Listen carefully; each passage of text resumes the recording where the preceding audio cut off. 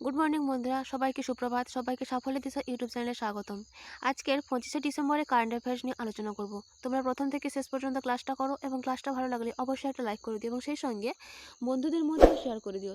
তাহলে upcoming competitive এক্সামগুলোতে current অ্যাফেয়ার্সে যেরকম কোনো সমস্যা থাকবে না, সেরকম নিত্য নতুন সাম্প্রতিক ঘটনা সম্পর্কেও তারা জানতে পারবে।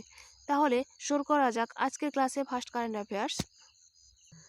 ভারতীয় নৌবাহিনী যৌথ গবেষণা ও উন্নয়নের জন্য কোন আইআইটি এর সাথে একটি চুক্তি স্বাক্ষর করেছে? এর উত্তর হবে আইআইটি কানপুর। এই আইআইটি কানপুরের সঙ্গে ভারতীয় নৌবাহিনী যৌথ গবেষণা ও উন্নয়নের জন্য আইআইটি কানপুরের সঙ্গে একটি চুক্তি স্বাক্ষর করেছে। এই সম্পর্কে আমরা জেনে নেব। Indian institute of technology Kanpur new সদর দপ্তরে ভারতীয় নৌবাহিনীর সাথে একটি সমঝোতা স্মারক বা মৌ চুক্তি স্বাক্ষর করেছে। এর উদ্দেশ্য প্রযুক্তি উন্নয়ন, উদ্ভাবনী সমাধান এবং যৌথ গবেষণা ও উন্নয়নে প্রচার করা।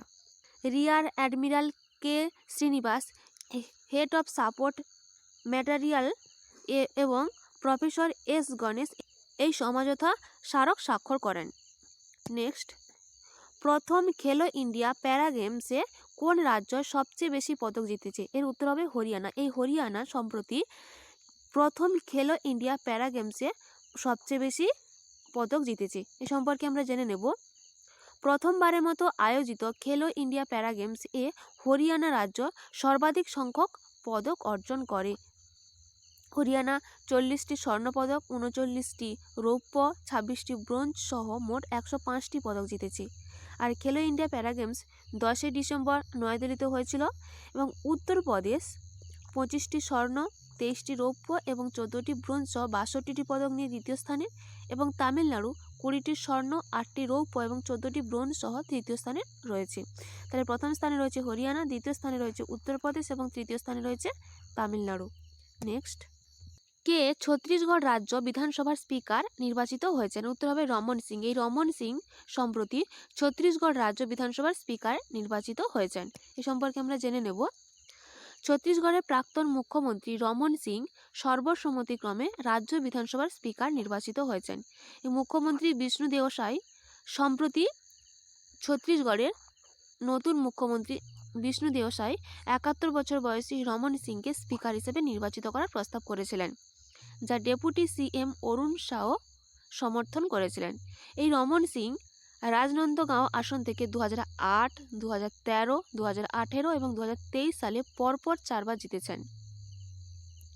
নেক্সট, উত্তরপ্রদেশ সরকার রাজ্যে কতগুলি সাইবার ক্রাইম থানা খোলার অনুমোদন দিয়েছে? উত্তর হবে 57টি। এই 57টি সাইবার ক্রাইম থানা খোলার অনুমোদন করেছেন উত্তরপ্রদেশ রাজ্য সরকার। এই সম্পর্কে আমরা জেনে নেব। উত্তরপ্রদেশ রাজ্য সরকার 57টি সাইবার ক্রাইম থানা খোলার অনুমোদন দিয়েছে। সংসদ বিষয়ক মন্ত্রী সুরেশ খান্না বলেছেন যে মুখ্যমন্ত্রী যোগী আদিত্যনাথের সভাপতিত্বে মন্ত্রিসভার বৈঠকে এই বিষয়ে সিদ্ধান্ত নেওয়া হয়েছে। সরকার গাজিয়াবাদ, রায়বেরেলি, সীতাপুর, হারদই, কানপুর দেহাত, ইটাওয়া, বাগপত, বারাবাঙ্কি, মানপুরি এবং রামপুর সহ 57টি জেলায় সাইবার ক্রাইম থানা স্থাপনের অনুমোদন দিয়েছে। নেক্সট, কে national geology data repository portal চালু করেছেন? উত্তর হবে প্রহ্লাদ যোশী। প্রহ্লাদ যোশী সম্প্রতি ন্যাশনাল জিওলজি ডাটা রিপোজিটরি পোর্টালটি চালু করেছেন। এ সম্পর্কে আমরা জেনে নেব। কেন্দ্রীয় মন্ত্রী প্রহ্লাদ যোশী নয়াদিল্লিতে national geology data repository portal চালু করেছেন এবং এটি গুরুত্বপূর্ণ খনিজ নিয়ে একটি রোড শো উদ্বোধন করেছেন। এটার কাজ কি? এটি ভারত জুড়ে ভূস্থানিক তথ্য অ্যাক্সেস, শেয়ার এবং বিশ্লেষণ করার জন্য ব্যাপকভাবে এটি একটা অনলাইন প্ল্যাটফর্ম।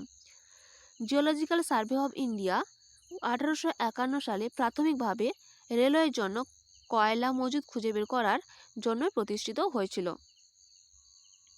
নেক্সট, সম্প্রতি কাকে ভুটানের মর্যাদাপূর্ণ national order of merit gold medal দেওয়া হয়েছে? তাহলে ভুটানের মর্যাদাপূর্ণ national order of merit gold medal দেওয়া হয়েছে পুনম ক্ষেত্রপাল সিংকে। এই সম্পর্কে আমরা জেনে নেব। দক্ষিণ পূর্ব এশিয়ার আঞ্চলিক পরিচালক পুনম ক্ষেত্রপাল সিং বিশিষ্ট পরিষেবার জন্য ভুটানের মর্যাদাপূর্ণ national order of merit gold medal পেয়েছেন।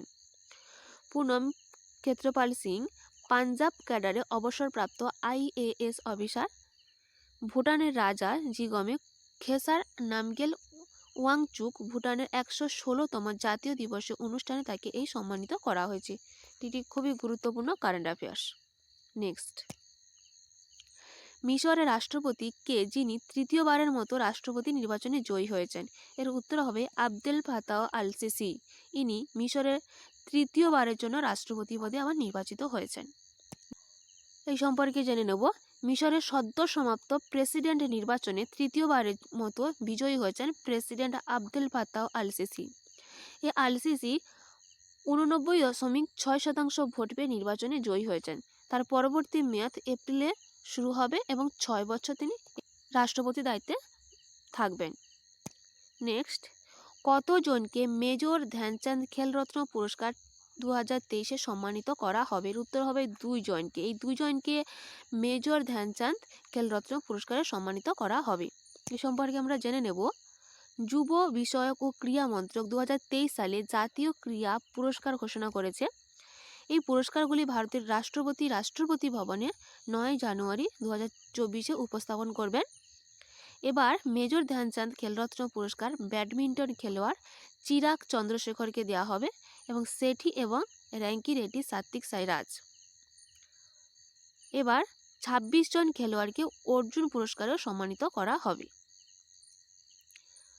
নেক্সট, সম্প্রতি কে ভারতীয় রেসলিং ফেডারেশনের সভাপতি নির্বাচিত হয়েছেন? উত্তর হবে সঞ্জয় সিং। এই সঞ্জয় সিং সম্প্রতি ভারতীয় রেসলিং ফেডারেশনের সভাপতি নির্বাচিত হয়েছেন। এই সম্পর্কে আমরা জেনে নেব।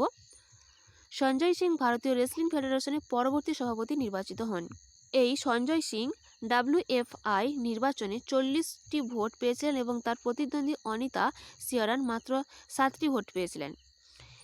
ইউপি রেসলিং অ্যাসোসিয়েশনের সহসভাপতি সঞ্জয় সিংয়ের রাষ্ট্রীয় স্বয়ংসেবক সংঘের সাথে গভীর সম্পর্কে রয়েছে। তিনি বারাণসীর একজন বাসিন্দা। এই ভারতীয় রেসলিং ফেডারেশন হলো ভারতের একটি কুস্তি নিয়ন্ত্রক সংস্থা। এটা একটি খুবই গুরুত্বপূর্ণ স্ট্র্যাটেজি। এই ভারতীয় রেসলিং ফেডারেশনটা কি? ভারতের একটি কুস্তি নিয়ন্ত্রক সংস্থা। নেক্সট এবং আজকে ক্লাসের লাস্ট প্রশ্ন, 1 বছরে 100 মিলিয়ন যাত্রী বহনকারী প্রথম ভারতীয় বিমান সংস্থা কোনটি? এর উত্তর হবে ইন্ডিগো। এই ইন্ডিগো 1 বছরে 100 মিলিয়ন যাত্রী বহনকারী প্রথম ভারতীয় বিমান সংস্থা হয়ে উঠেছে। এই সম্পর্কে আমরা জেনে নেব। প্রথম হয়েছে ভারতীয় বিমান সংস্থা ইন্ডিগো। ইনি ভারতীয় বিমান সংস্থা 100 মিলিয়ন বহন করবে 1 বছরে যাত্রী। এই 1 বছরে 100 মিলিয়ন যাত্রী বহন করবে। ইন্ডিগো ভারতের বৃহত্তম এয়ারলাইন হয়ে উঠেছে, যা 100 মিলিয়ন যাত্রী বহন করে 2023 সালের মধ্যে তিনি 1 নম্বর হয়ে উঠেছেন। ইন্ডিগো তার ফ্লাইট শুরু করেছে সর্বশেষে 20টি নতুন আন্তর্জাতিক রুটে 6 মাসে। ইন্টারগ্লোব এভিয়েশন লিমিটেড ইন্ডিগো হিসেবে ব্যবসা করা হয়। এর সদর দপ্তর কোথায়? গুরগাঁও। এই ছিল আজকের দিনে 10টি গুরুত্বপূর্ণ কারেন্ট অ্যাফেয়ার্স। এইরকম গুরুত্বপূর্ণ 10টি কারেন্ট অ্যাফেয়ার্স পেতে অবশ্যই সাফল্য দেশের ইউটিউব চ্যানেলটিকে সাবস্ক্রাইব করে নিও। আজকের ক্লাসটা এই পর্যন্ত।